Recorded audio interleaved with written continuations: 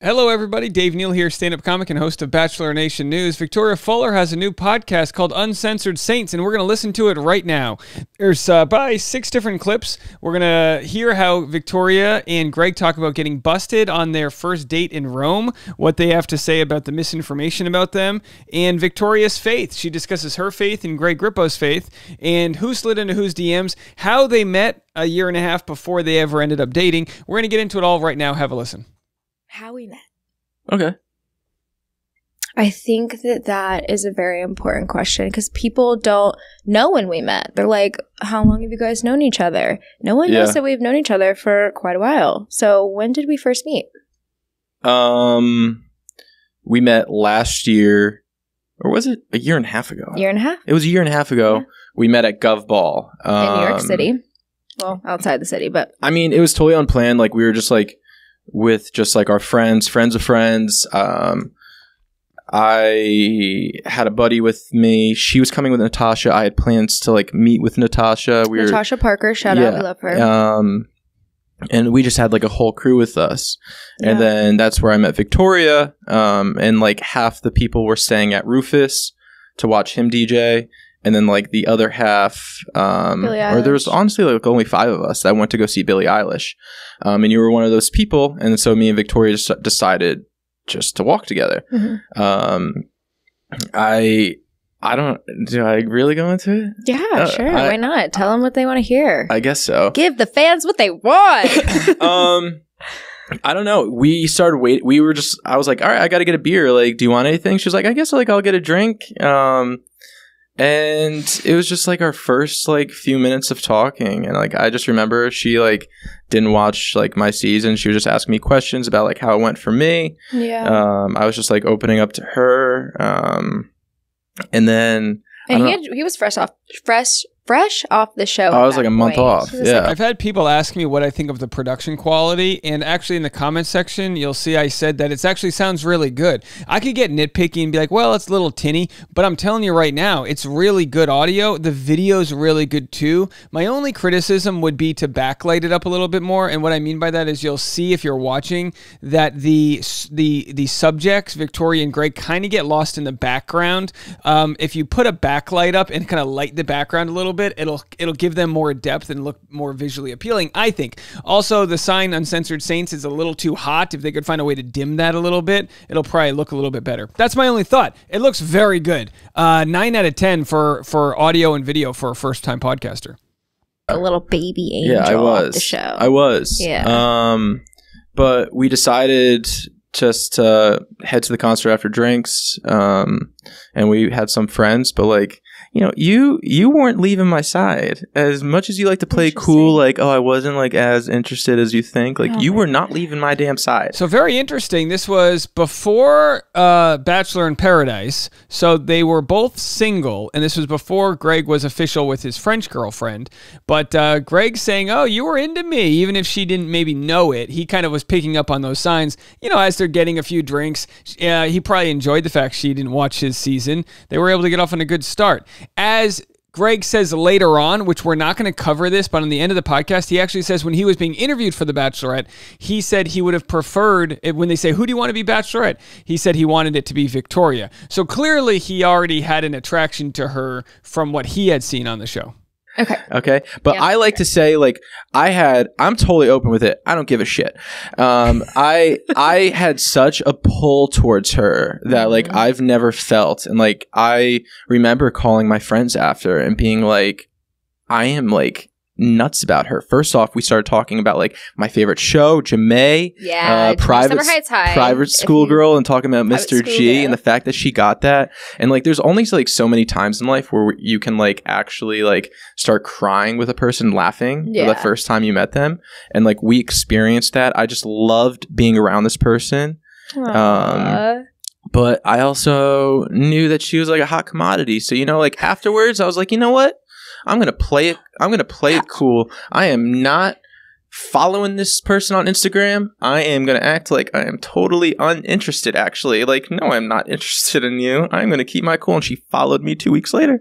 So there it is. Victoria followed Greg Grippo 2 weeks later. And very interesting. Love their rapport. They're doing fantastic. Podcast is going great so far. Of course, you can go listen to the full thing wherever you listen to podcasts. We're just giving you our update here. Now, let's go to the part where he slid into her DMs. Again, this was a year and a half ago. Oh, for like a while. For a long time, yeah. I mean, we followed each other. And then when's the next time we spoke? Like, saw each other in person? No, just like communicated. It was over DM. And who slid in? I slid into her DM. I mean, she posted a photo, and I was like, I like this one. You did. That was like my first. I'm like, you know what? I'm just gonna shoot. It was cute. I felt like because we also saw when she posted on some of his photos, like the googly eyes or this or whatever. So there was very clear and light flirtation happening. Very clear and light. You following me with you shooting your shot. I'm just gonna say they call it indicators of interest were happening. So I was like, you know what? I just like want to also return the favor and be like. And of course, this is before Victoria went on Bachelor in Paradise, so she had not met Johnny yet, who she got engaged to and then broke off with when she got with Greg, or then got with Greg Grippo. The timeline's fuzzy. We're gonna get into it. Like, hey, yeah, I'm interested as well. Yeah, absolutely. It's okay. No, I think it's really sweet because you sent me this picture of myself, and I remember because we recently went back and like checked our DMs to see how it kind of started, and you sent me a picture of me that I had posted on my feed, and you were like, "This one." Yeah. You didn't even say anything else. You're like, "This one." Yeah. And I remember being like, I said something like flirty back, and then our conversation ended again. Mm-hmm. And so then as we started to like. No, I know you too. I mean, like, listen, I know that guys are like shooting their shot, especially like when you're single and like they're like doing like too much. So I was like, all right, so good for Greg. He says, I'm going to do as little as possible because I know she's got a bunch of guys. And you might say, oh, he's playing games with her. Well, she had a lot of guys. I mean, she was a hot commodity. So he's trying to play it cool. And clearly it worked out. When I get back. And all right, so here's where they pick up from when she gets back from Bachelor in Paradise. No mention of Johnny DiFilippo, but they will mention the what they believe to be, or what they're saying is misinformation. So here she's getting back from Bachelor in Paradise. Grateful the way it happened. I agree. Yeah. Then we get to when I get back. And so there's a weird edit right there. You know, we end up reconnecting. Mm-hmm. And we ended up reconnecting actually after I had ended my engagement completely. Mm-hmm. And this is the sticky spot that people have. And again, I'm not calling them liars. This is just the sticky part that people have. She says they reconnected after she ended her engagement. And so we hang out and we have a weekend together. Mm-hmm. A glorious weekend. Yeah. So cute. Yeah. So fun. So fun. So they end up saying, and we know all this from previous podcasts with Nick Viall, that they got together at the end of September. And then when did you two start talking? End of September? Yeah.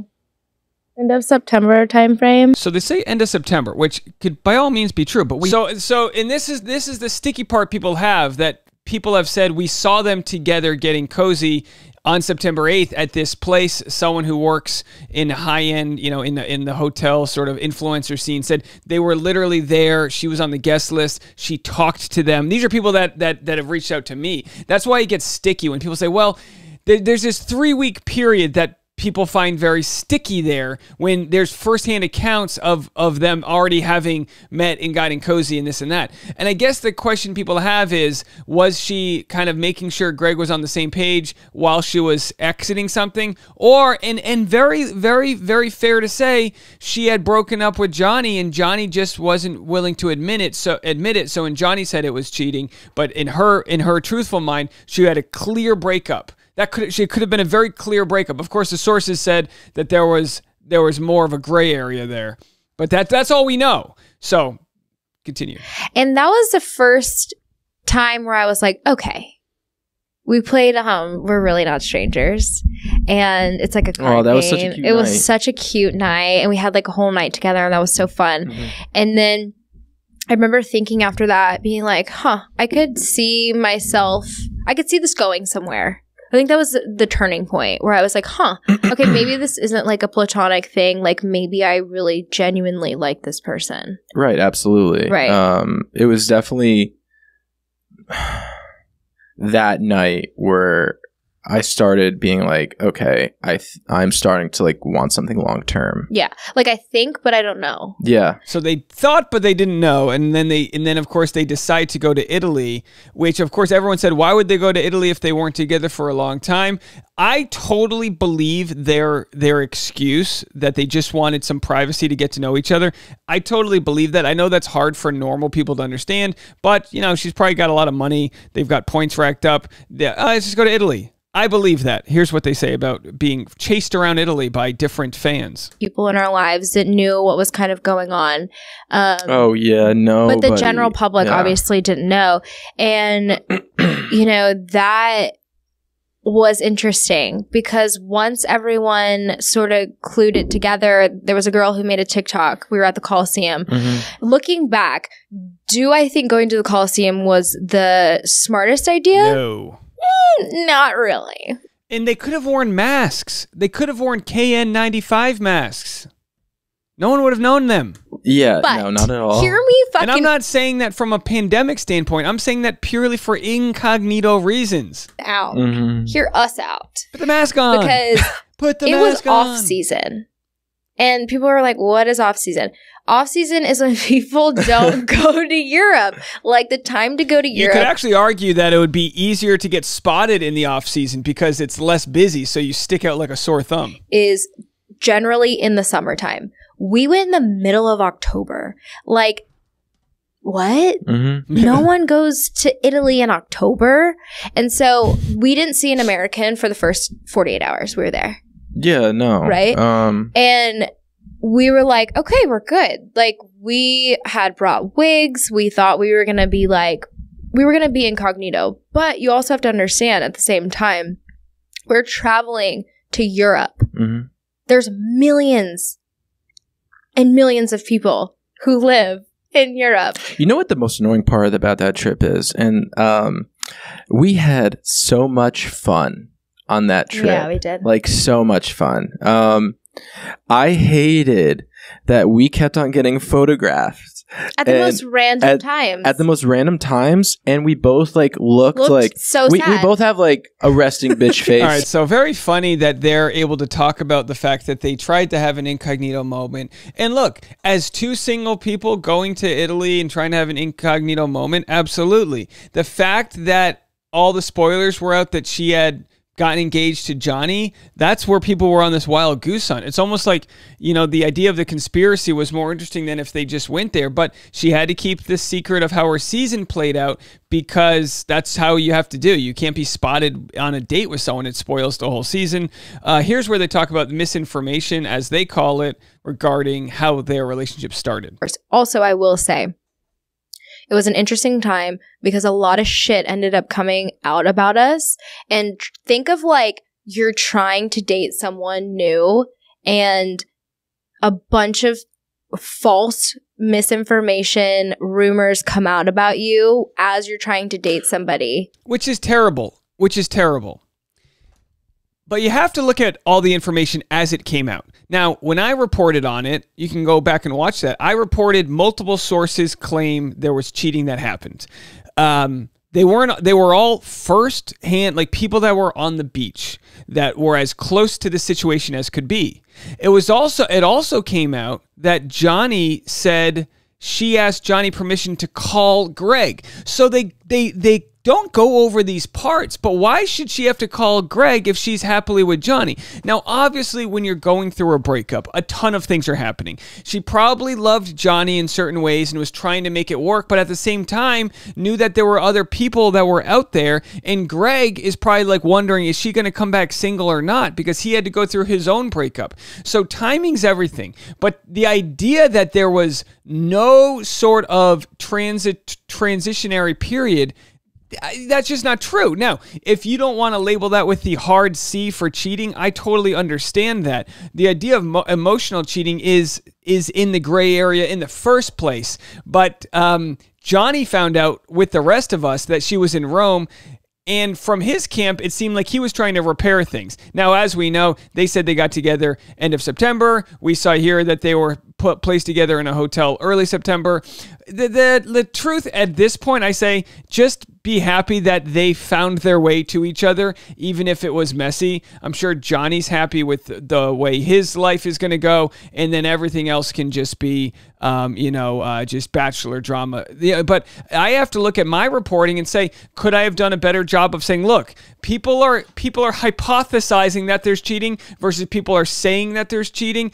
Absolutely. But the sources say that. So you look at it and you go, well, I knew from the get-go I was never going to have a smoking gun. I knew there'd never be photos of them canoodling on a, Corvette at a drive-in movie theater or something. We knew that wasn't going to happen, and therefore it becomes very hard for them to prove or disprove those allegations, which is unfair to them. And yet at the same time, the situation that they were in was so murky that it made it look even worse. But as we watch this right now, we see multiple times where the story leaves out the part that she asked to call Greg. Not text him to say, I'm in a relationship, but to call him. So, what was that conversation like? And that, she needed to call Greg was when she was engaged to Johnny. She was like, I kind of need to, it's almost like she needed to let this guy know who she never was with before, whatever. Strange, very least. It was everything. It was everything under the sun. In every which way. Even what we had our tattoos of. Like, somebody said that it was hot. And I'm like, what is everyone saying? No, we're literally that conceited. Yeah. Nope. So, of course, then they go on the final episode of Bachelor in Paradise, and they kind of just pull the middle finger to the audience and say, you know what, whatever, F you guys. And I get it, and I respect that. I wish there was more nuance to the conversation than just everyone attacking her. And yet, she has a sort of a track record in the Bachelor world of being flawed, just like a lot of people do. I don't use that against somebody moving forward. I think for all of the reasons she is who she is and where she comes from and all that, I think it just will make her a stronger person moving forward. And who knows, it could be that her and Greg, in the different ways that they have battled, public scrutiny over the last year or two, could be very good for them in the way they handle the communication in their relationship. I wish them very much success, and I've been a big fan of Greg in the way he's handled his demise. We forget how much he was hated in Bachelor Nation, and I'm happy for them. Here's where they discuss the faith, their separate faith they have. You are so okay with like my faith, and I'm very open about that with you, and we pray every night. And not that you didn't grow up in a Christian home, you grew up Catholic, but you are you fit in so well. You want to go to church every Sunday. Yeah. You want to pray every night and bless our meal. And I just appreciate that about you. I think the foundation of our relationship is truly is God. And I love that. Let's also be real about every Sunday. This is the one and only person who can get me up at 5 a.m. every single day and do 21 days of prayer and fasting. So there it is. The foundation of their relationship is God. Now look, if I were say at a bus stop and I saw them, I'd be like, look, you got to understand all of these different fires are going on. All of the different people that literally said they saw you. And I'm not talking people who are in it for clout. They work for companies where you guys were placed in locations, and the phone calls that you had to make to Greg when you were still with Johnny. The fact that Greg talks about when you guys met, half a year, 8 months earlier, whenever it was on the timeline, that he felt the strong connection. Clearly, there were multiple things happening. And that's fair. Victoria just wasn't meant for Johnny. They weren't meant for each other. And glad that they ended things when they did. But of course, probably mainly because of the NDAs and mainly because of the Bachelor in Paradise producers trying to keep relationships a secret. We have this dark month or two area where no one knows what the hell went on. Let me know what you guys think. Leave a comment. We'll be back with more content right after this.